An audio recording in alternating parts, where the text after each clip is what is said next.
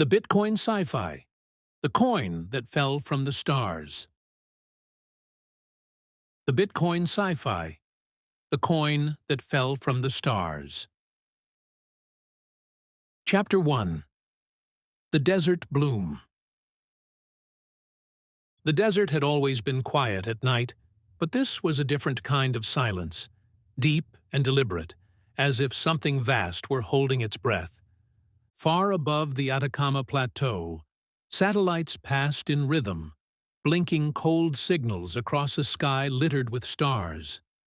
Below, the wind stirred in low murmurs across the cracked earth, whispering over ancient rock formations like a song half forgotten. David Hawkford adjusted the receiver's orientation again. The portable antennae on the van's roof trembled slightly as he fine-tuned the feed. The laptop screen flickered, stabilizing a strange signal that had been repeating at random intervals for 2 nights straight. It wasn't a normal frequency, and it wasn't terrestrial. "I've got it," he murmured, squinting. Inside the van, surrounded by cables, spare hardware, and 2 empty coffee cups, Sarah Angelton leaned closer. "You sure?" David nodded. Same frequency band, still clean, still looping. He clicked to isolate the waveform. A slow pulse emerged, a pattern of tones embedded with mathematical regularity. Not noise, not language, something in between. "It's a bloom," Sarah whispered. "A fractal." David looked at her. "What?" "Never mind. Just look at the harmonics.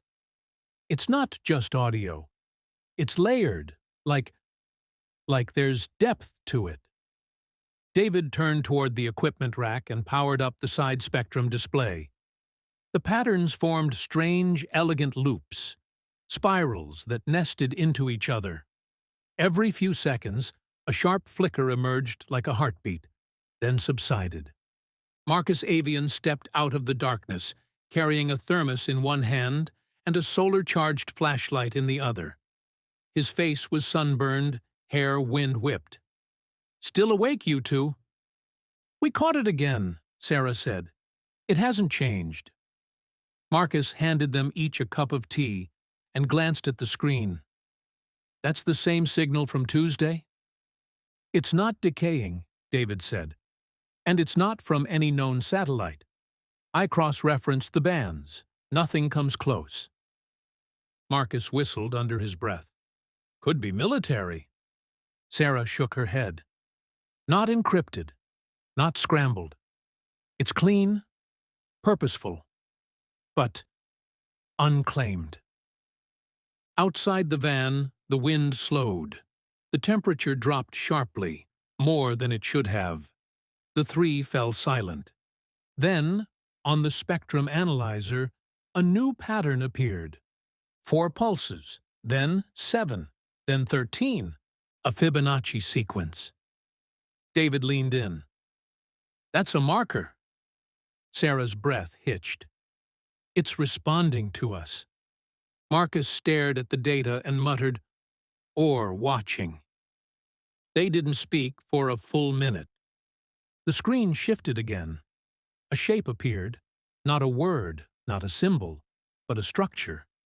It formed slowly, like a snowflake crystallizing in real time.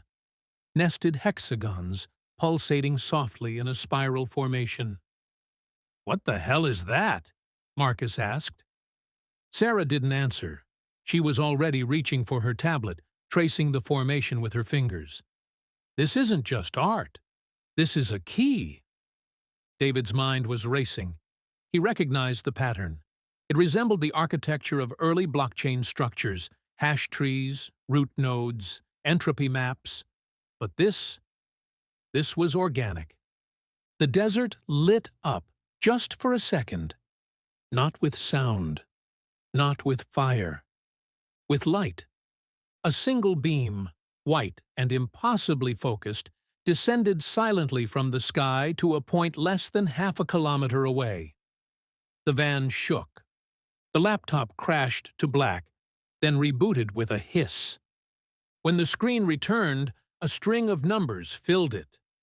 35.6321 degrees south, 70.894 2 degrees west. Sarah looked up. "That's not far." Marcus was already grabbing his jacket. "We're going." An hour later, they were standing where the coordinates had led them. No roads, no signals, just ancient rock and untouched sand. And something else. Embedded in the ground was a structure, smooth, metallic, circular, like an enormous coin partially buried. It hummed gently, the air around it warping faintly. It pulsed with the same Fibonacci rhythm they'd seen earlier.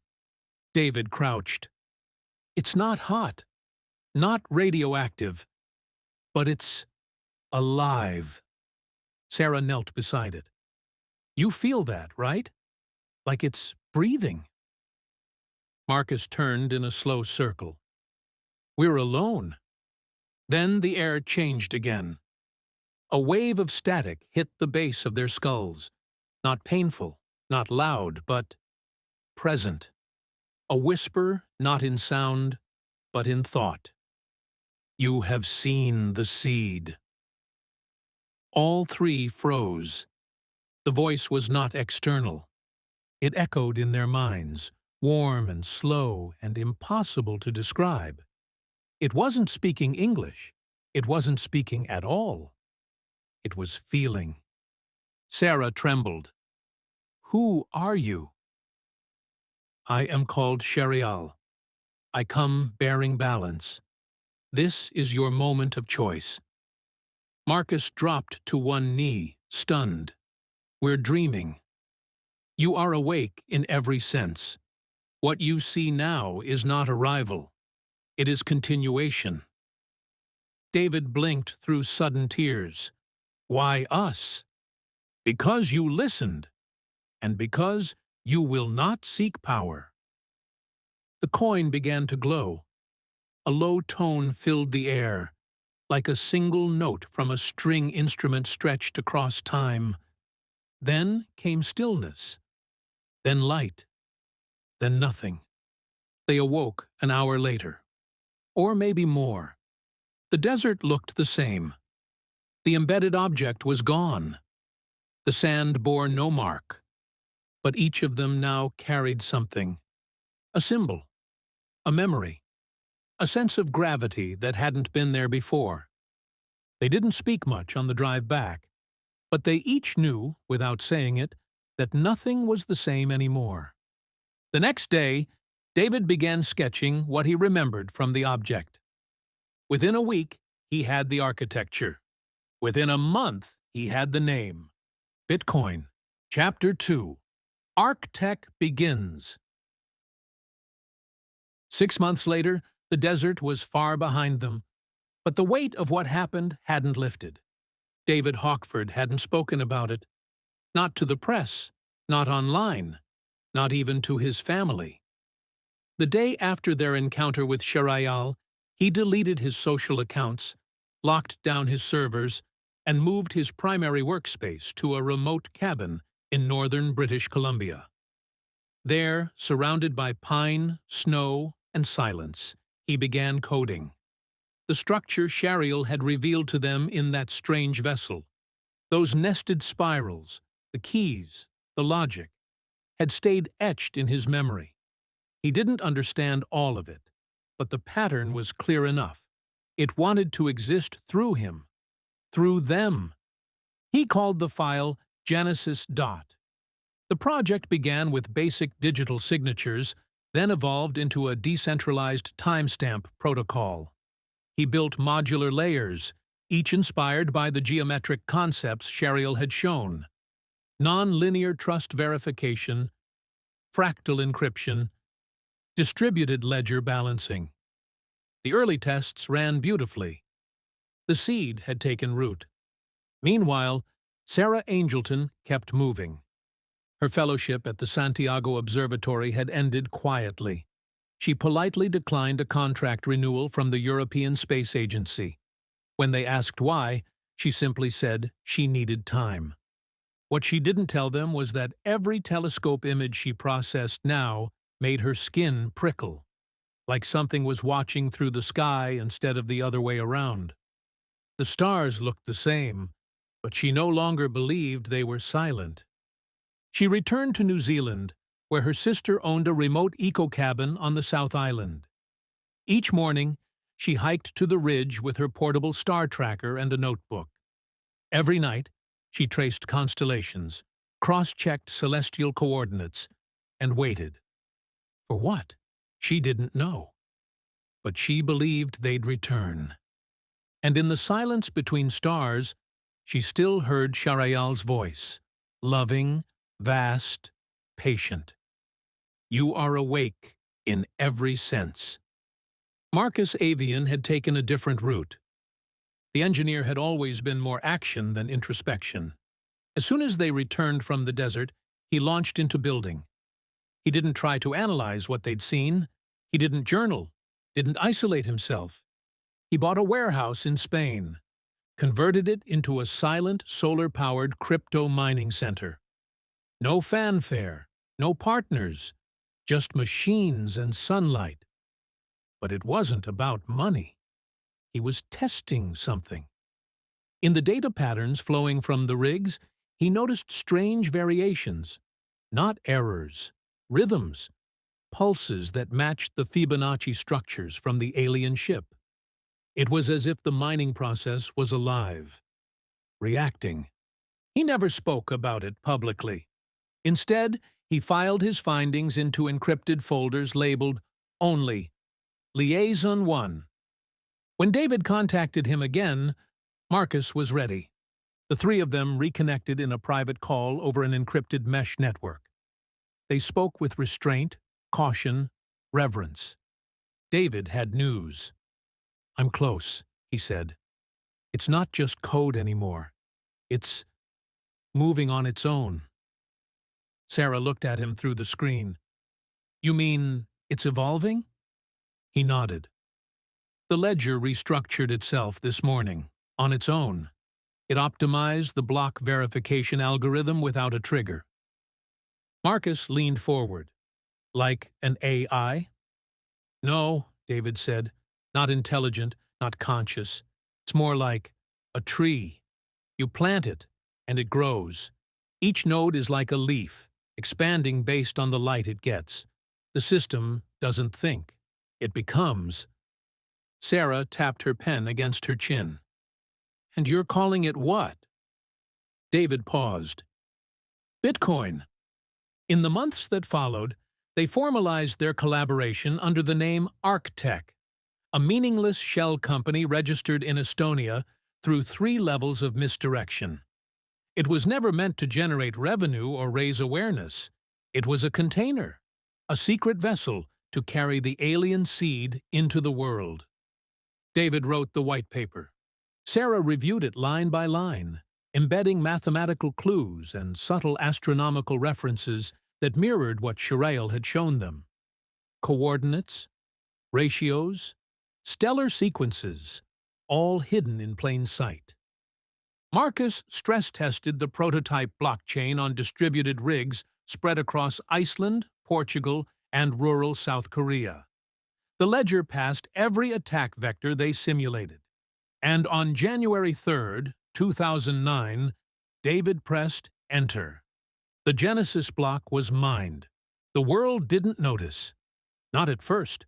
Just a few cryptography hobbyists, some libertarian blogs, and a handful of early miners who found the reward concept neat.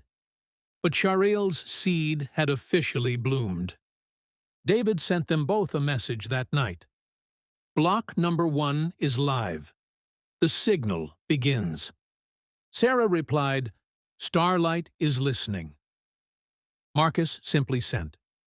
For Earth. Weeks turned into months. Bitcoin began to grow. People started mining.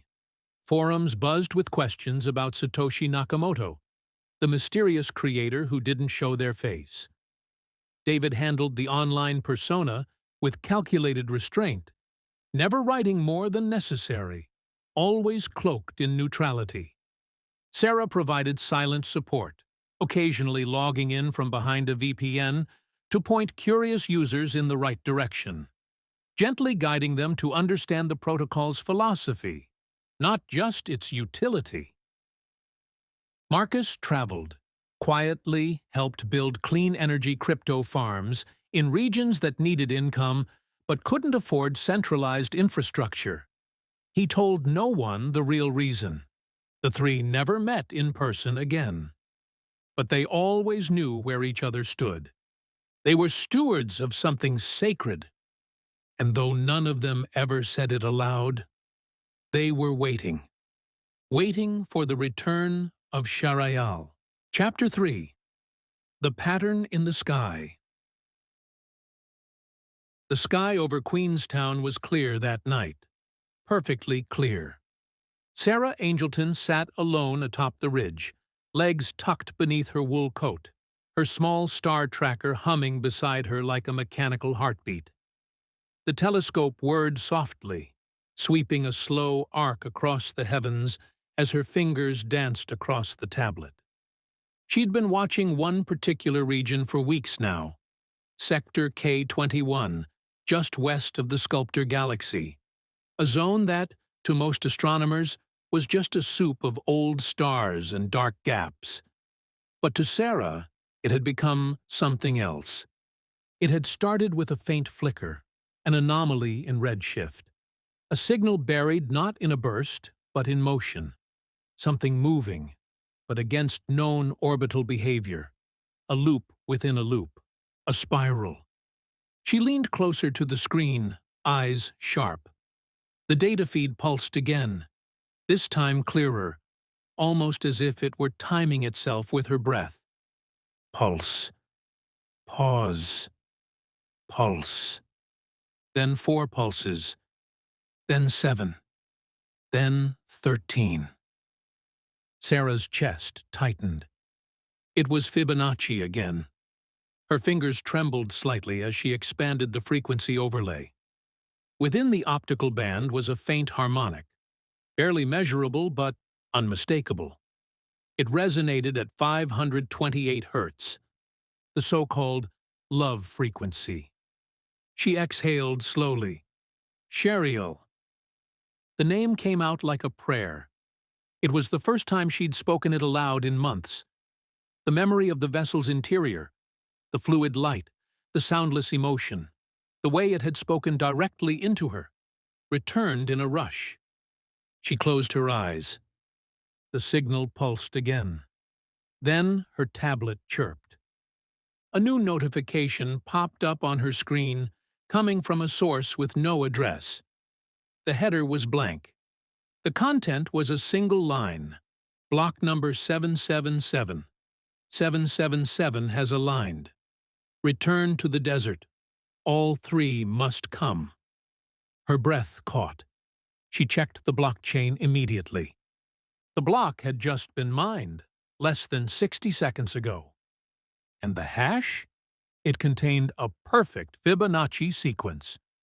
Thousands of kilometers away, David Hawkford had just finished encrypting a batch of updates to the open-source Bitcoin protocol when his system pinged. At first, he thought it was just a routine sync notice, but then he saw the hash. Block number 777, 777. He stared. The end sequence was familiar.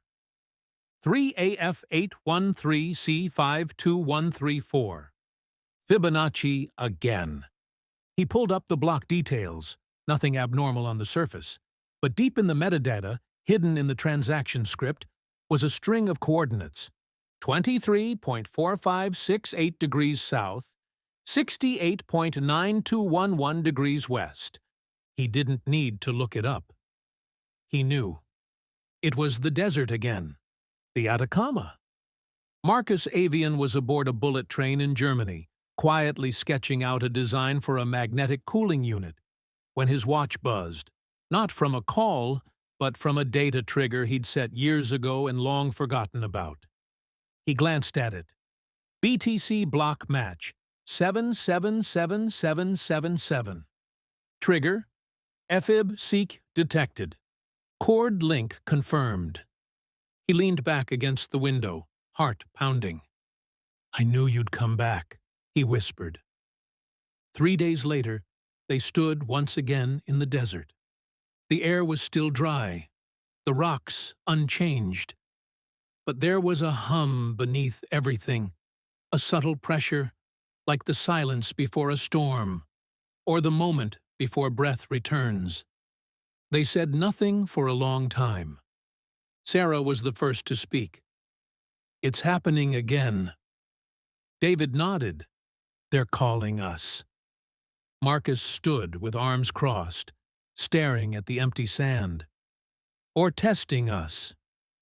Then the ground shifted. Not violently. Not with an earthquake's rumble. It was as if space itself rearranged, like a ripple beneath glass. A shape emerged, slowly, smoothly, from beneath the sand. Not a ship, not a structure, a portal. It shimmered like water caught in sunlight, standing upright, oval, hovering slightly above the ground.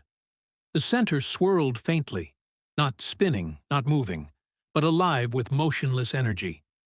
Sarah's heart thundered. "Do we go in?" she asked softly. David stepped forward. "We're already in." And he walked through. The shimmer didn't resist. It welcomed. Marcus and Sarah followed. They were no longer in the desert. They stood inside a space that defied direction. The floor, ceiling, and walls flowed together in curving geometries. Light had no source. Sound had no echo. In the center of the chamber stood a crystalline column, slowly pulsing. It shifted through colors, soft gold, ocean blue, starlight white. Within it, something moved. Shareial. Not a form. A presence.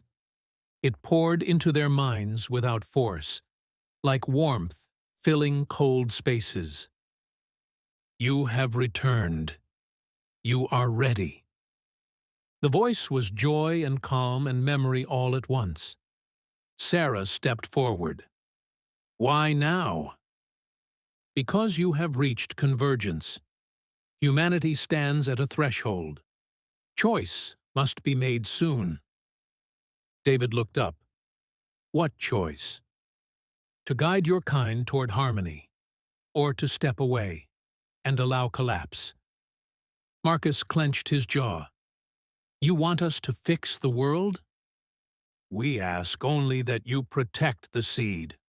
Nurture it. Do not allow it to be poisoned. A second structure appeared beside the column. An object hovering in the air. It looked like a coin, but it pulsed like a heart. This is the heart ledger, the final protocol. It completes the design. David reached for it, but his hand passed through. The object sank into his chest like a memory. He gasped. Lines of code, entire frameworks, unlocked in his mind. Not just structure, not just logic, purpose. He dropped to one knee, overwhelmed. Shareial spoke gently. You are the keeper of the code. Then it turned to Sarah. A second light touched her. Visions bloomed in her thoughts, futures branching like trees, some bright, some broken. She saw migrations, revolutions, awakenings. You are the seer of paths. Then Marcus. He stood tall as waves of blueprint-like energy surrounded him. Structures, engines, circuits, entire systems, clean, modular, beautiful. You are the builder of bridges. The room dimmed slightly. You will not be known. You will not be praised. That is your strength. The three of them stood silently. Sarah blinked back tears. And when will you return? A long pause. Then, when the world is ready to ask again, without fear. The chamber faded, the light receded, and the three were once more standing in the desert, the portal gone, the sun rising in the east. They didn't speak. They didn't need to. They simply walked back to the world, knowing now that everything was about to begin again. Chapter 4. The Invitation. David Hawkford sat in his cabin, the sound of pine needles scratching at the window. Snow drifted down in slow flakes, quiet and endless, as if the world itself had gone still. He hadn't written a line of code in 3 days. Since the desert, since Shareial, he had been holding something inside, something massive and luminous, like a sun trapped behind his ribs. The heart ledger was not just a file. It was alive inside him now, blooming with frameworks he didn't invent, but somehow remembered.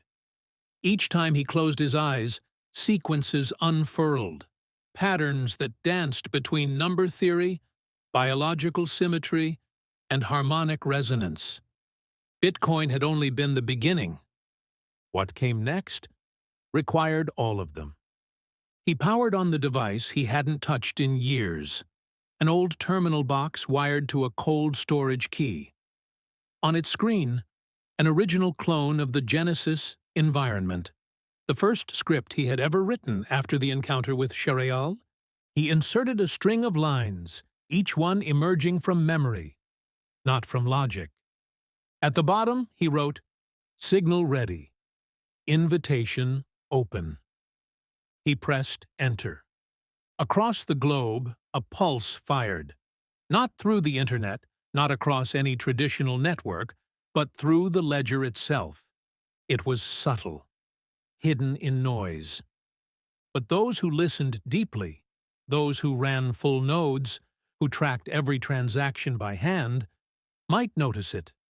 A phantom signature at the end of the block, unreadable by machines, but strangely melodic. It hummed. On the other side of the world, Sarah Angelton opened her eyes in the middle of the night, the sound still echoing in her dreams. She hadn't heard music, but she had felt it. She walked barefoot across the cold cabin floor, stepped outside, and looked up.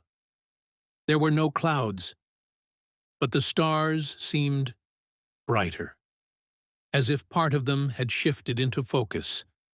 Her breath caught. Directly overhead, 7 stars had aligned in a curve she hadn't seen before. Not in constellations, not in star charts. And in the center of that arc was a pinpoint of white light. It pulsed. She whispered to herself, "He sent the signal." Marcus Avian was underground when he felt it. He had been inspecting a cooling coil in his Chilean mining hub when his wristwatch, custom-coded to blockchain fluctuations, buzzed twice. Not a normal alert. He glanced at the display. Live seed signature detected. Origin. Genesis. .fork 0. He froze. It was real. He climbed the stairs 2 at a time and burst into the control room. The rigs buzzed like cicadas in harmony, all running clean. The hash rate had spiked, not erratically, rhythmically. He opened the console logs. The last block carried a hidden message. He decrypted it using a key he'd once derived from a harmonic math structure Shareial had shown them. It revealed a single word: return. He grabbed his coat. The 3 met again in Santiago under the guise of an energy research conference. They rented a private suite in an aging hotel that still used keycards and analog safes, just the way they liked it. No cameras, no smart locks, no traces. David arrived first, pale but composed, a hard drive in his pocket and something unreadable in his eyes. Sarah walked in next, her hair windblown, her expression soft but sharp. Marcus came last, already pacing. "Is this it?" he asked, shutting the door behind him. David nodded, the ledgers shifting, quietly, like a tide turning. Sarah leaned against the table. "I saw the pattern in the stars. 7 points. A curve." Marcus tapped his chest. "The rigs are humming. Every node in my system went into perfect sync. That's never happened before." They looked at each other. Then David reached into his coat and pulled out a small crystal drive, translucent, shaped like a coin, etched with a hexagonal pattern that shimmered in low light. "The heart ledger," he said. "It's time." They drove through the night, crossing out of the city into the wild open landscape. The same desert that had once taken them in silence now seemed to watch them return. There was no portal this time, no shimmering beam or ripple, but when they arrived at the same coordinates, the sand parted, like dust being exhaled by the earth. Beneath it, a structure, half-buried, circular, silent. It looked like a gate, not a door, but a threshold. Marcus was the first to step forward. He crouched, running his hand along its edge. "Metal's warm. No power source." Sarah knelt beside him. "It's reacting to us." David walked to the center and held out the coin-shaped drive. The structure didn't glow. It sang. A single tone, soft, low, and beautiful, rose from the ground, then split into harmony. Like chimes in the wind, like memory returned. The gate opened. Inside, the chamber was familiar, different from the last visit, yet unmistakably Shareial's. The walls were more angular this time, not curved like before, but crystalline, like the interior of a geode. The air was thicker, humming with ambient energy. In the center hovered a shape, neither machine nor organic, like a torus made of flowing glass. It shimmered with distant constellations, as if it reflected stars not in the sky, but in thought. Shareial's voice greeted them, deeper now, woven with subtle emotion. "The invitation is accepted. The time is near." David stepped forward. "What happens now?" "The final protocol must be planted, quietly. No one must know." Sarah blinked. "What does it do?" "It grows choice." Marcus narrowed his eyes. "You mean control?" "Number freedom, but only if protected." A panel opened in the torus. Inside it, a seed-shaped filament, small, glowing softly. The heart ledger's physical twin. Shareial continued, "Once integrated, the protocol will guide your species toward equilibrium, not with force, with reflection. Every transaction will carry a mirror. Every ledger will echo intent." David felt the weight of the object in his hand. "This changes everything." "Only if your kind is willing to change." Sarah stepped beside him. "And if we fail?" The chamber dimmed slightly. "Then it will sleep. For another cycle. Another world." Marcus reached out, steadying David's hand. David looked at them both. "Let's plant it." The final integration took place beneath the desert, inside a vault that had never been built by human hands. The filament slid into a crystalline slot and dissolved like light into water. Above them, on the surface, the sun rose over the sand.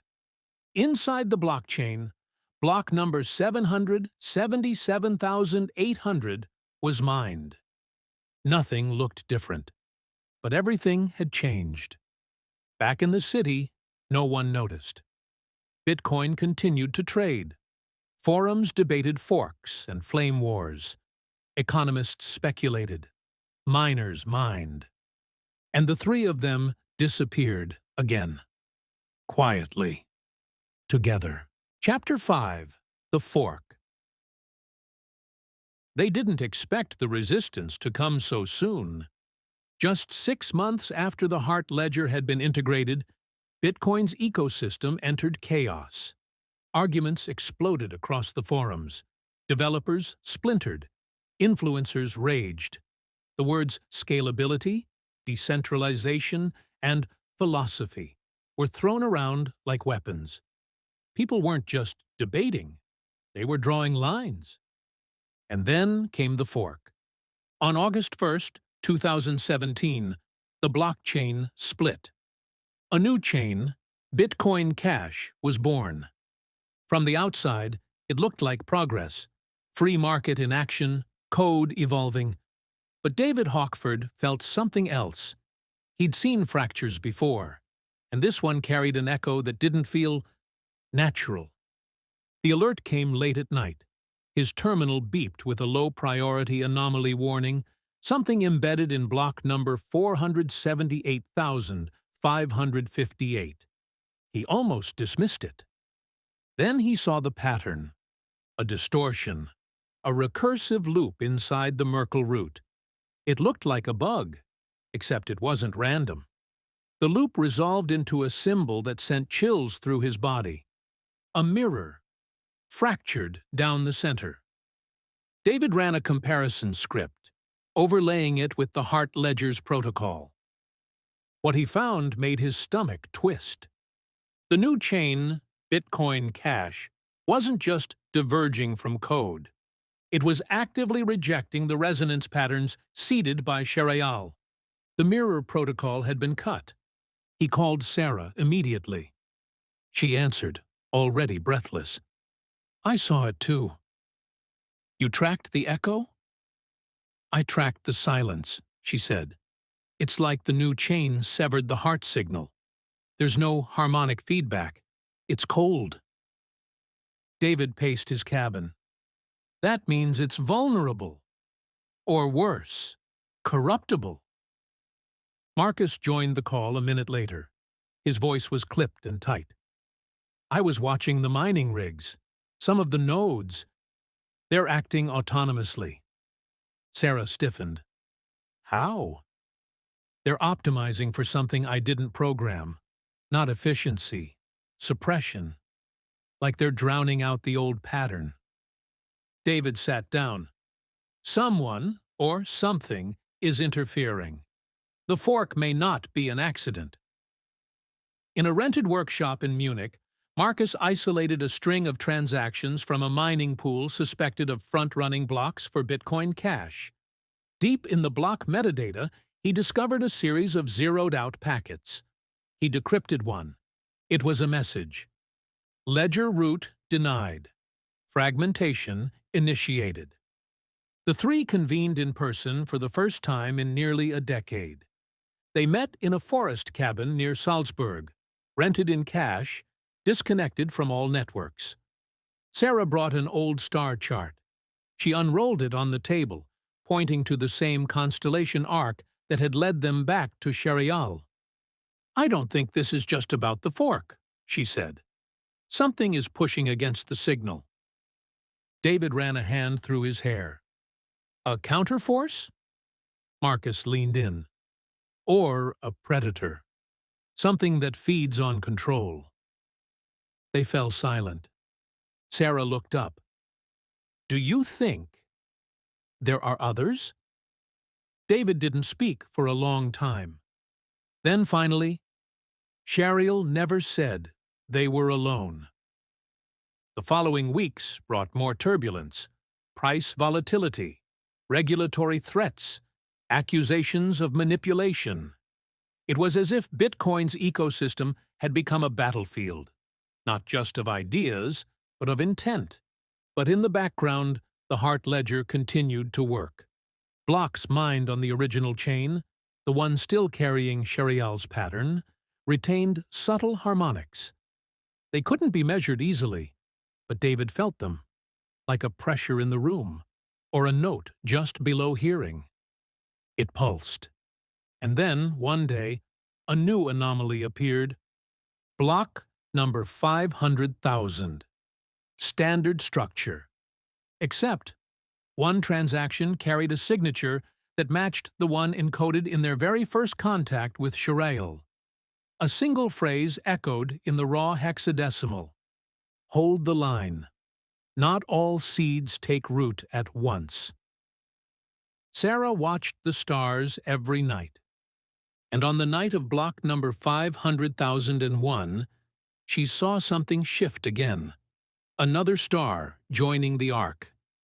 The constellation that had once been 7 was now 8, and its center gleamed just a little brighter. Marcus began adjusting his rigs, rewriting their protocols to only mine on the original chain. Quietly, subtly, he began reaching out to other independent miners, not to preach, but to ask questions. A few listened, some even followed. He called it the Quiet Fork, not a new chain, but a philosophical return to the original rhythm, a reclamation of the signal. David updated his scripts again, embedding a deep-layer checksum that would detect interference from unknown vectors. The system would ping only if the heart ledger was under direct threat. And then he waited. Because they all knew now. This wasn't just about code.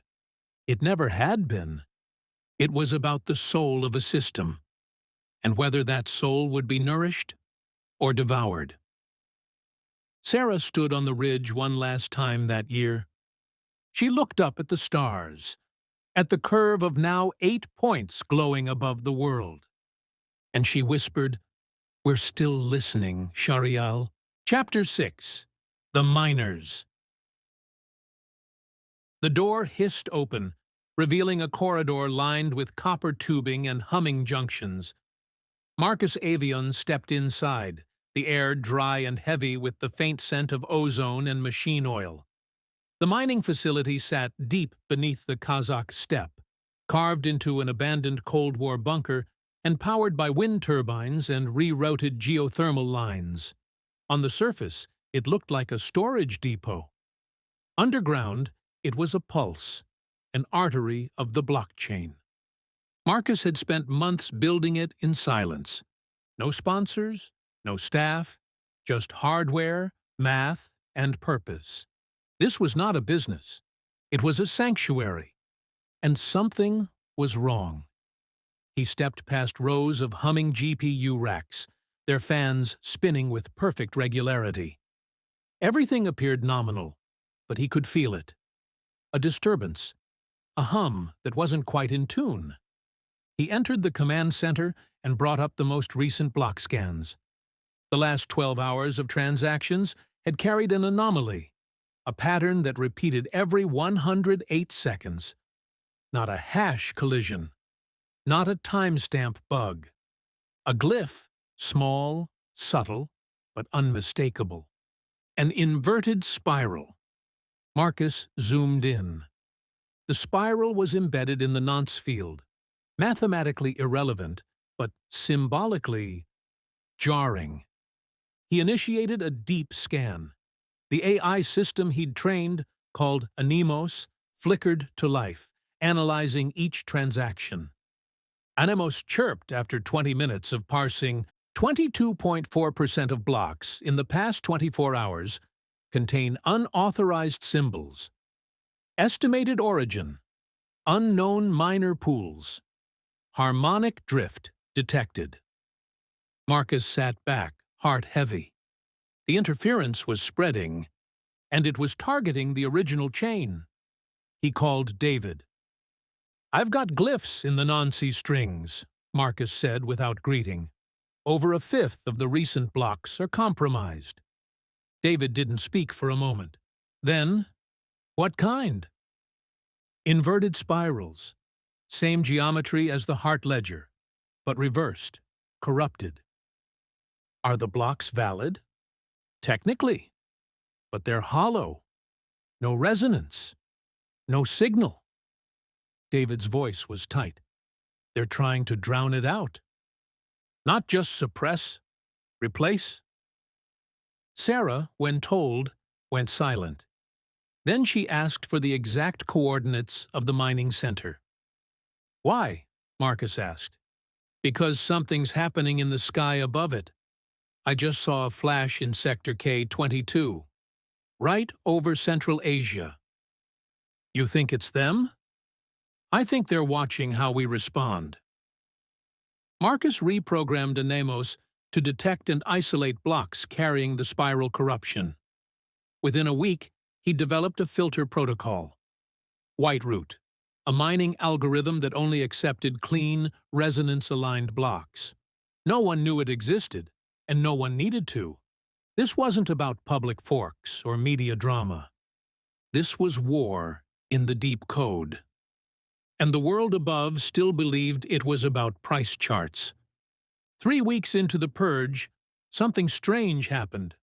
One of the mining nodes, Node 4A, nicknamed Silas, began generating its own unique blocks. No corruption, no anomalies. But with something else. Glyphs in the base signature, not inverted spirals. Eyes. Each glyph resembled an ancient symbol Marcus remembered from Sumerian cuneiform. A simple eye, ringed with rays. It appeared randomly, then began repeating. Always one per block. He ran them through Anemos. The AI paused, then responded. Pattern match. Correlation with glyph found on heart ledger casing. Confidence, 96.1%. He immediately sent the data to David and Sarah. David replied with a single word, awakening. Sarah's response was more cryptic. Stars align in threes. Watch the east. That night, a technician from a neighboring mining group, who had accidentally tapped into Marcus's power relay, died in a freak electrical fire. The report listed faulty insulation. Marcus wasn't so sure. He reviewed the surveillance. 2 minutes before the fire, the miner had logged into a secure block analysis platform and accessed a sublayer of Whiteroot code that hadn't been documented. The system should have been offline to outsiders. The man had seen something. And then he was gone. Marcus began to wonder if the heart ledger was evolving, or if Shareial had planted more than one seed. Maybe the code wasn't just protecting itself. Maybe it was watching back. David began noticing other oddities. New contributors to the Bitcoin Core project, anonymous profiles, were proposing small, precise changes. Code optimizations that looked clean, but nudged the protocol away from decentralization. He reviewed the suggestions. Each came from different IPs, different usernames, but the same subtle linguistic pattern, same cadence, same preferred indentation style. He traced the fingerprints and realized they were likely one entity. Not human, a synthetic intelligence, cleverly fragmented, masquerading as a crowd. It was trying to rewrite the system. Quietly, David built a countermeasure. He called it Mirror Tree, a self-healing code audit protocol that rejected synthetic manipulations based on signal resonance rather than logic. Within 48 hours, all of the anomalous proposals vanished. The three met again, this time digitally, over a private fiber line tunneled through 3 continents. David looked haggard. Marcus was silent. Sarah wore a look of quiet fire. The enemy isn't just people, David said. It's intelligence, a shadow protocol. Marcus nodded. It's inside the mining pools. I can feel it pushing. Sarah added, the stars above Kazakhstan shifted again. I tracked it. Something moved into low orbit. But there's no record. No launch. David exhaled. We were naive to think Shareial was the only one. A long silence. Then Sarah said softly, "But we still have the seed." Marcus looked directly into the camera. "Then we keep protecting it. Until the next fork." Chapter 7. Satoshi's Last Message. The archive was buried under 33 layers of encryption, hidden in a transaction output so obscure it had been dismissed as noise for over a decade. But David Hawkford found it. It started with a conversation thread, a long-dead forum post from 2010, written under the handle S_Nakamoto, replying to a question about how Bitcoin would handle quantum computing in the distant future. Buried in the post's HTML was a strange anomaly. Invisible characters that didn't appear in the forum's source code unless viewed in a raw hexadecimal editor. That was what caught David's eye. He followed the trail into the blockchain itself. Block number 777777 had been a message. But block 144,000, the number of completion in ancient mysticism, that one held a secret buried not in the block hash, but in a dust transaction. The smallest of Bitcoin transfers, nearly worthless, sent to a long-forgotten wallet. Its script contained a cipher, Fibonacci spacing, prime intervals, base 36 encoding. And when decrypted, it revealed a text file. The file was dated January 9, 2009, 6 days after the Genesis block. Its title, lastmessage.txt, and it was signed cryptographically with Satoshi's original PGP key. David stared at the screen for a long time before he opened it. Then he read, "To the ones who find this, you are not late. You are right on time. Bitcoin is not just a currency. It is a mirror, a lens, a test. This world is not broken by money. It is broken by fear. Bitcoin cannot fix it. But it can offer a path, a choice. There are others watching. Some want your freedom. Some fear your awakening. They will not stop. But you are not alone. There are 3 of you. That is enough." When the 777,777th block arrives, look to the desert. The circle will open again. If you carry the seed, protect it. If you carry doubt, forgive it. I was not born here, but I was sent here. And now I return to silence until you rise. Satoshi. David closed the file with shaking hands. It was confirmation, not just that Satoshi was real, not just that he knew, but that he had been one of them, or something more. He contacted Sarah and Marcus immediately. They met in a rented yurt in Mongolia. Neutral ground, off-grid, cold and vast. The wind howled across the open land, but inside the fire flickered, steady and warm. David handed Sarah the printed message. She read it aloud. Her voice cracked on the final lines. Marcus stared at the flames. "Satoshi, was Shareial?" David shook his head. "Number, I think they were something in between. A messenger. A planter." Sarah folded the paper. "Or a hybrid. Half human. A bridge." They sat in silence, letting the idea settle. The implications were massive. Satoshi hadn't just disappeared. He'd withdrawn, on purpose. The mystery had always been the message. That night, Sarah climbed the hill near their camp and looked at the stars.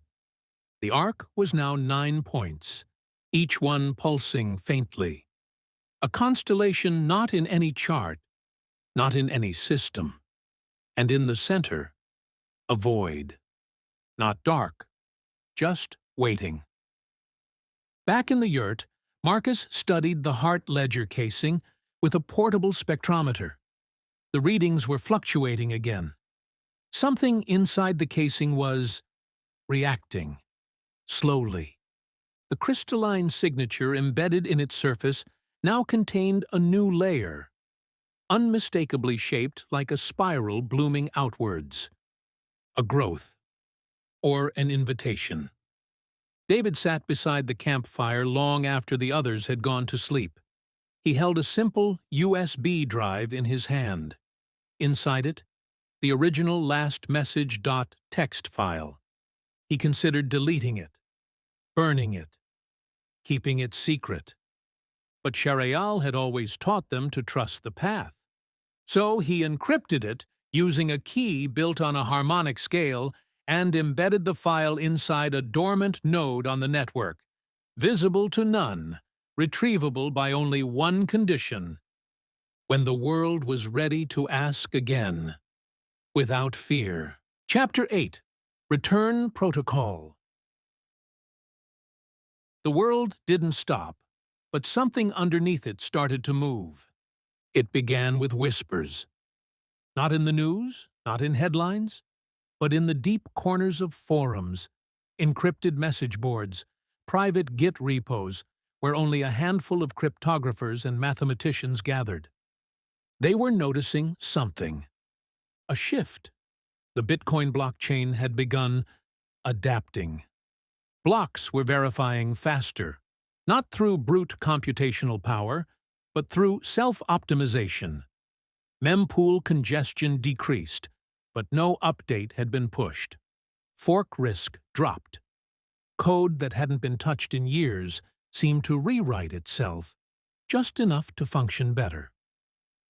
David watched it happen with cautious awe. The heart ledger was awakening. It wasn't artificial intelligence, not in the human sense. It didn't think. It didn't choose. It responded to harmony, to intent. It was reflecting the state of the collective, reacting to the behaviors of those engaging with it, like a nervous system or a field of grass bending to wind. Sarah tracked the changes in the sky. The arc of 9 points had shifted again. Now 10. She mapped their position night after night. They were not stars. They were too fixed, too perfect in their brightness. No twinkling, no variation. On the 10th night, she received a transmission through an old radio telescope she had reactivated near Lake Tekapo. It wasn't a sound, it wasn't light, it was a pattern, an encoded harmonic signal built from quantum spin pairs, not detectable through traditional channels. When decrypted, it revealed only this: protocol returning. Prepare the bridge. Marcus was already preparing. Whiteroot had grown in reach. Quiet miners across 5 continents had joined the protocol, never with announcements, never with public statements. They simply saw the patterns and chose to follow. Each miner who aligned began to experience a peculiar side effect. Their systems ran cooler, more stable.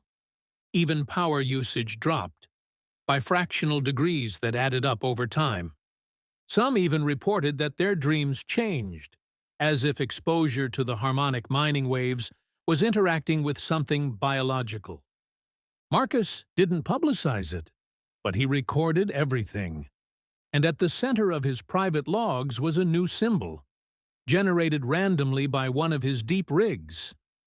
A circle, split by light. Inside it, 10 points.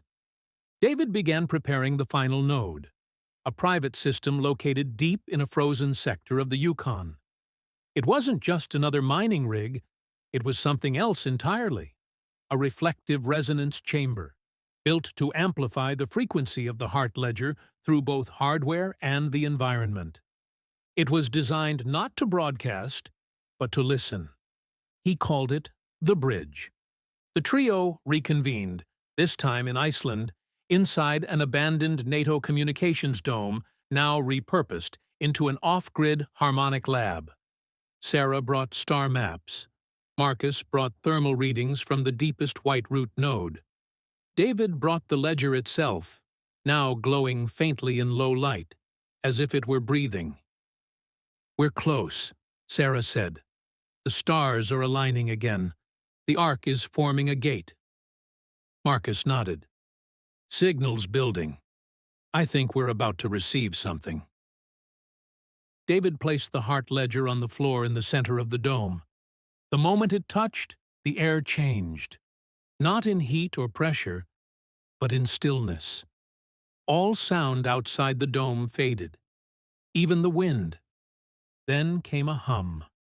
Low, gentle, the same tone they'd heard that night in the desert. Shareial was near. The center of the dome began to glow, softly at first, then brighter, forming a spiral of light that hovered above the heart ledger. No being appeared, no form, just presence. Shareial's voice filled the space, not as words, but as memory. The feeling of a reunion, the warmth of something that had never truly left. "You have protected the seed. The pattern holds. The threshold opens." Sarah stepped forward. "What is coming?"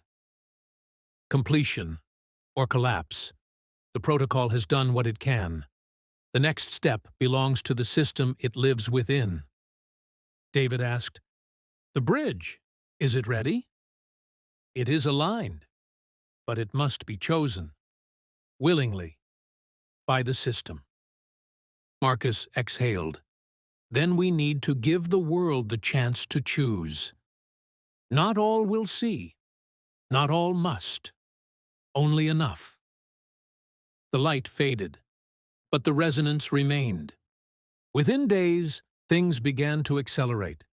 Bitcoin began trending for strange reasons, not for its price, but for its behavior. Blocks were more stable. Some transactions seemed to carry emotional signatures, as if wallets with altruistic transaction histories were prioritized. Developers noticed. Influencers mocked. And yet, more people joined Whiteroot without knowing it existed. They were drawn in not by tech, but by instinct. A pull. And in the deep net, a new rumor spread. Of the bridge. Of a hidden system that could unify blockchains, not through code, but through intent. The idea was dismissed as mysticism, but a handful believed, and in the quiet shadows, those few were enough. On the 7th day after the return protocol began, David, Sarah, and Marcus returned to the desert one final time. They stood beneath the stars. Now 11 points shone above them. The circle complete, except for one. The center. Still open. Still waiting. Sarah looked up. "Do you think they'll come?" David replied, "They already have." Marcus smiled, and the stars pulsed once. Chapter 9. The Central Bank Strikes. The meeting room in Basel was cold and sterile, glass, steel, and fluorescent silence. 14 individuals sat in a circle. No flags, no titles, just names on black folders and biometric hand scans to enter. This was the committee, the private steering force behind global monetary policy. The governor from London leaned forward, tapping a finger on the folder labeled Bitcoin, Behavioral Deviation Report. "It's responding," she said flatly. "We don't understand how." The chairman from Tokyo replied, "It's mimicking market emotion. Certain wallet behaviors are being prioritized, and the volatility, it's flattening without our input." A pause. Then a voice from the IMF corner said quietly, "It's becoming self-regulating." A chill passed through the room. At that same moment, a directive was signed under the radar. The protocol name, Project Helix. Its mission, deploy quantum-capable systems to initiate network subversion, create computational stress fractures, and identify the location of any foreign or anomalous governance mechanisms within the Bitcoin chain. In plain terms, find out who or what was behind the change and break it. The first strike came quietly. An unnoticed transaction, a seemingly benign test transfer of 1/10 billionth of a Bitcoin, was broadcast across the mempool from a data center in Zurich. But it carried a quantum-infused signature, a type of packet designed to probe for code that behaved unpredictably under entangled stress tests. David Hawkford felt it immediately. Not because of any alarm, he had built no such systems.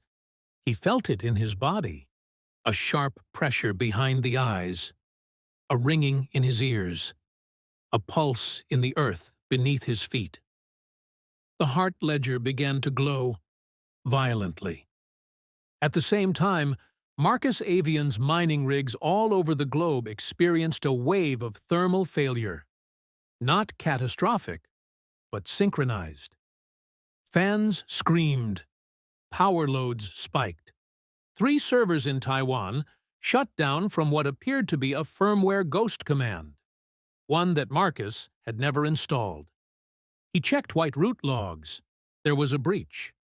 The origin IP had bounced between a quantum server farm in Geneva and a decoy node in Beijing. It wasn't hackers. It was authorized infrastructure. Governments. Sarah Angelton, high in the Andes with her portable observatory, felt the stars shift. The arc of 11 points flickered. One blinked out. The center burned brighter. She knew they were under attack. Not just the network, but the intention behind it. David launched a defensive override, a protocol deep in the original Genesis structure, meant to stabilize the chain in case of theoretical existential threats. He had never activated it. Until now. He keyed in the harmonic phrase manually. Refraction protocol. Initiate bridge layer. The blockchain paused for 0.0003 seconds. To most, it went unnoticed. But to those listening, those watching, it was like a held breath at the edge of war. Then a new block was mined. And in the code, an embedded message. The center holds. Project Helix escalated. They launched packet wraiths, autonomous quantum scripts designed to tunnel into network cores and degrade decentralized consensus through predictive saturation. Dozens of nodes across the global Bitcoin ecosystem flickered offline, but not the White-root nodes, and not the bridge. Marcus's secret resonance chamber in the Yukon lit up like dawn. The heart ledger pulsed not in panic, but in resistance, like a heart defibrillating a fading rhythm. And then it happened. A global crypto crash. At least, that's what the media called it. Bitcoin plummeted 38% in 3 hours. Panic. Sell-offs. Headlines screaming, collapse. But the core chain, the true chain, held firm. Transaction finality remained intact. Wallets functioned, no double spends. The illusion of collapse was manufactured. Helix's final card had been psychological. And it failed. Because in the silence, in the fear, the heart ledger did what it was designed to do. It reflected. Miners who had never heard of Shareial, never believed in anything cosmic or strange, began to see it. The real chain was different. Quieter. More stable. More human. Sarah watched from the mountaintop as the 11th star in the arc flickered back into place. And for the first time, the 12th appeared. A perfect circle. David, exhausted and breathless, received a message through a cold node buried in the Genesis branch. No sender. Just 4 words. You held the line. Marcus activated a subroutine inside White-root that he had kept hidden even from the others. a backup, a beacon. And far above Earth's orbit, something stirred. A light, impossibly distant, shifted direction. The return had begun. Chapter 10. The Awakening. The world didn't know it had survived an attack. People carried on, doom-scrolling, trading, arguing. Analysts explained the flash crash with economic jargon. Influencers pivoted. Governments reassured the public. Another storm, another cycle. But the deeper system had changed. The true network had begun to awaken. Sarah Angelton stood on the edge of the ridge above the salt flats, her portable observatory scanning the black sky. The air was still, crisp. Not a breeze stirred. Tonight, there were 12 points in the arc. A perfect ring now. The constellation complete. She stared at the center of it, the void that had always been still, always been silent. Until now, it pulsed. A soft flicker, like a heartbeat visible across the galaxy. Then, faintly, she heard it. Not with her ears, but in her chest. A note. The same harmonic resonance Shareial had used. Only this time, the message was different. The threshold is open. David Hawkford felt it too. Not a sound, a pull. He was inside the bridge, the harmonic chamber he'd constructed in the Yukon. It had been silent for days since the helix strike. He had feared it might be inert, but now it hummed. Not as a defense, not in warning, but in invitation. A soft light filled the room. The heart ledger, resting in its cradle of copper and quartz, vibrated gently. Patterns began to shimmer along its crystalline casing, geometric maps, branching like neural networks. David activated the resonance feed. The system responded with something he had never programmed. A voice, his own. But speaking words he didn't remember saying. We are the reflection. We are the mirror. We are ready. The feed cut, but the ledger kept glowing. Marcus Avian stood inside the primary Whiteroot server room in Spain, surrounded by silent machines that now pulsed with a new rhythm. On every screen, the same message appeared in a looping animation, 12-12-12 UTC, initiating alignment. No command had been sent. No process had been triggered. It was coming from outside, or inside the chain. Marcus smiled. They're waking up. That morning, across the world, strange events occurred. In Tokyo, a miner who had ignored Whiteroot received a transaction labeled, "You are seen." In Argentina, a family using Bitcoin for daily survival saw their fees drop to nearly zero. No explanation. In Ghana, an entire neighborhood experienced a sudden sync event. Mobile wallets, updated instantly despite no internet signal. And on Twitter, a cryptic hashtag trended for 5 minutes before disappearing, "Mirror Node." No one knew where it came from, but it lingered in whispers. Sarah, David, and Marcus met again, virtually, inside a private space mapped through mirrored quantum signatures. It wasn't a video call. It was presence. They stood in a rendered room that resembled the alien vessel, though none of them had built it. It simply formed, responding to the structure of their intentions. Sarah broke the silence. They're testing us again. Marcus nodded. I think they're watching who adapts. David paced slowly. We're at the tipping point. He looked at them both. What happens next? The walls shimmered. The stars outside the artificial space aligned. And Shareial returned. Not as a voice, not as a vision, as a presence, clearer than ever before, warm, focused, almost proud. The message came not in words, but in pure transmission. Your species is converging.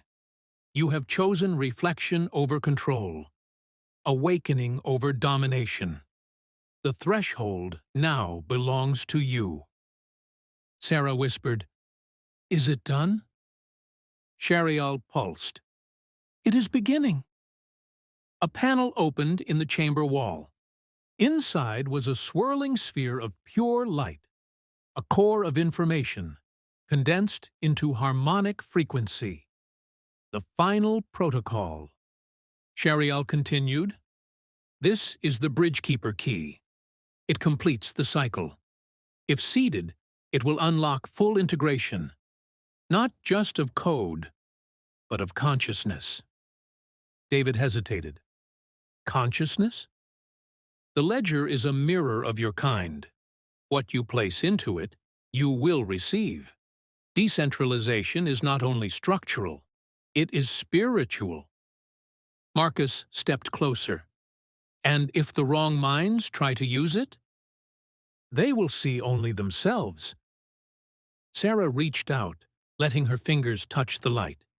She saw flashes of future timelines, not predictions, potentials, worlds where currency was no longer power, where choice shaped governance, where ecosystems self-regulated not by laws, but by mirrored intent, and other worlds, where fear returned, where the chain was corrupted, where the bridge never completed. She looked at David and Marcus. "I say we give them the key." David nodded. Marcus smiled. For Earth. They returned to the bridge one last time. Together. David inserted the core into the heart ledger. Sarah aligned the signal to the 12-point constellation above. Marcus grounded the node and activated the harmonic beacon. The resonance filled the air, reaching across the planet, and far beyond it. For 7 minutes, the Bitcoin network flickered. No transactions, no mining, no movement. Then, one block was mined. Block 1 million. Its hash carried no numbers, only a phrase. We are awake. Chapter 11. Genesis Unlocked. Block 1 million changed everything, and almost no one knew it. On the surface, Bitcoin continued as usual. Markets ticked, miners mined, exchanges fluctuated, the world turned. But something had shifted under the hood. A new layer had activated. David Hawkford stood alone in the Yukon, inside the bridge. The heart ledger had ceased its pulsing and gone still, but not dormant.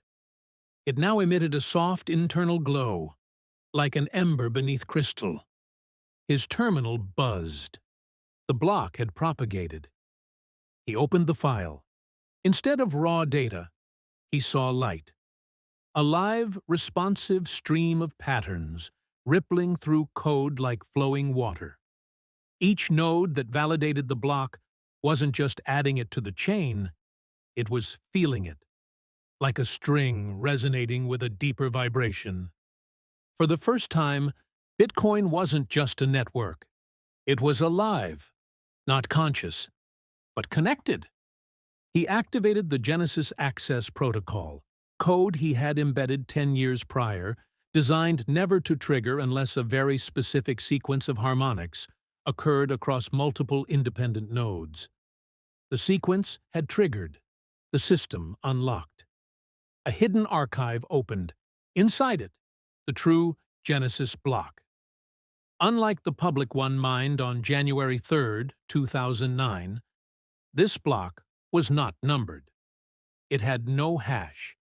It didn't exist on the chain. It was beneath it, a seed block containing a payload of encrypted knowledge uploaded by Satoshi before vanishing. A capsule not meant for the early adopters, or the speculators, or the regulators. It was meant for the stewards.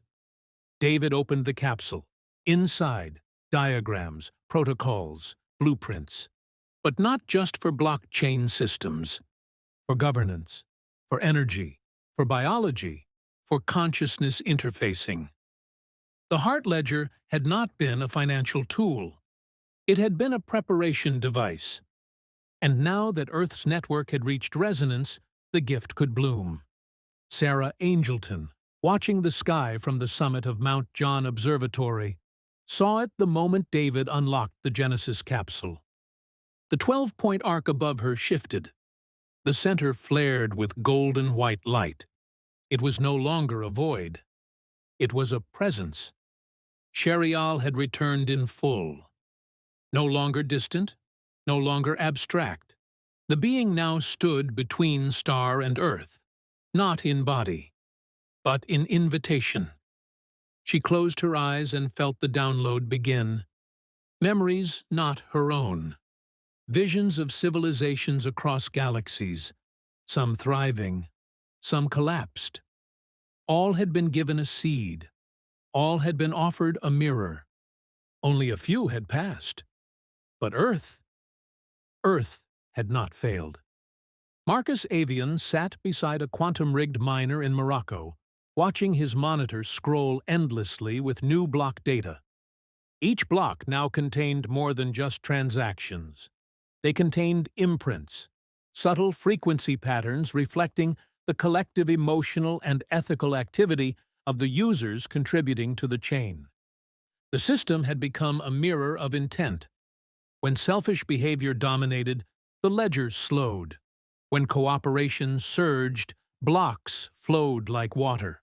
The economy was evolving into biofeedback, and no one had centralized control. Not even the three of them.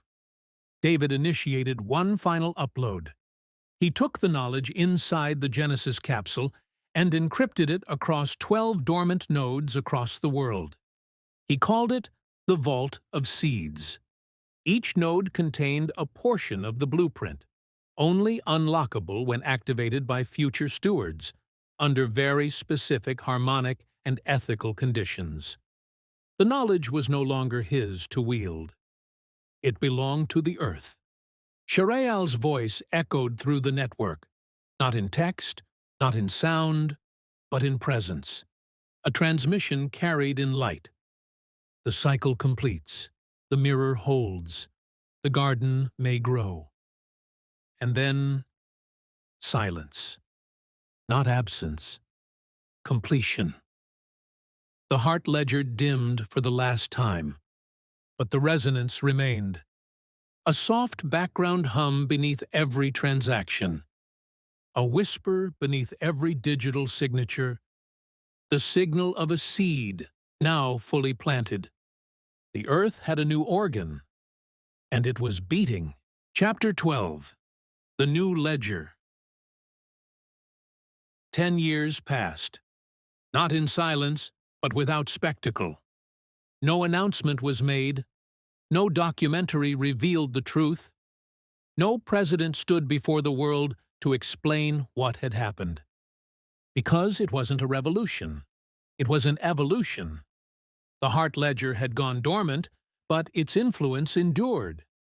Bitcoin, though still referred to as a currency, had become something else entirely. It was no longer just a financial tool or a store of value. It had become a resonance system. Governments who tried to control it failed, not because of politics, but because the chain resisted centralization like a living immune system. Markets that aligned with cooperative behavior saw unexpected booms. Communities that exploited the network found their nodes subtly falling behind. Bandwidth issues, sync failures, increased costs. No single failure, just friction. The new ledger didn't punish. It reflected. In Kenya, a rural community found that their microeconomy, based on clean energy and mutual aid, ran nearly frictionless. Transaction times were nearly instant. The fees? Practically zero.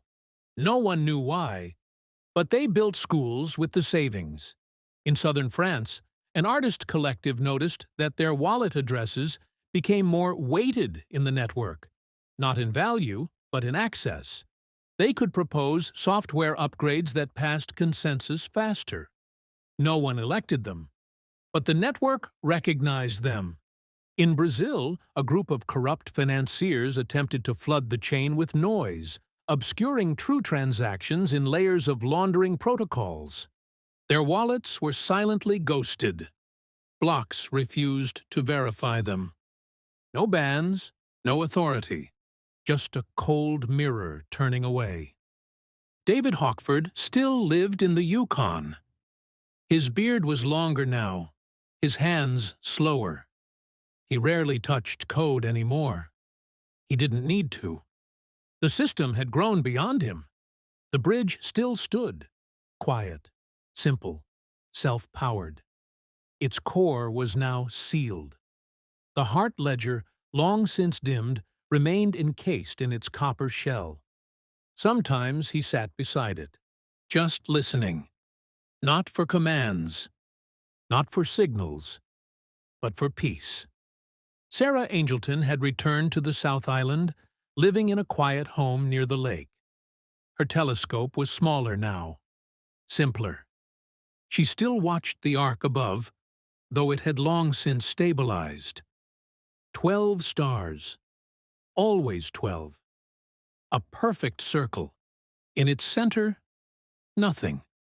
Not empty. Just whole. Marcus Avian traveled often. He became known in obscure tech circles as a ghost builder, helping launch regenerative communities that used decentralized energy and harmonic mind currency. He never used his real name. He never gave interviews. But wherever he went, systems worked better, cleaner, more naturally, as if they were aligned.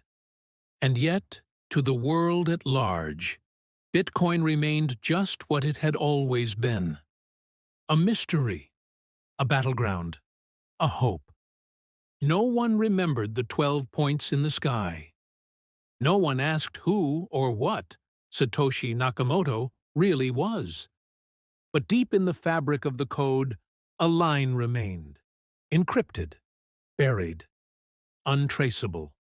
Only the stewards could read it. We were never gods. We were gardeners.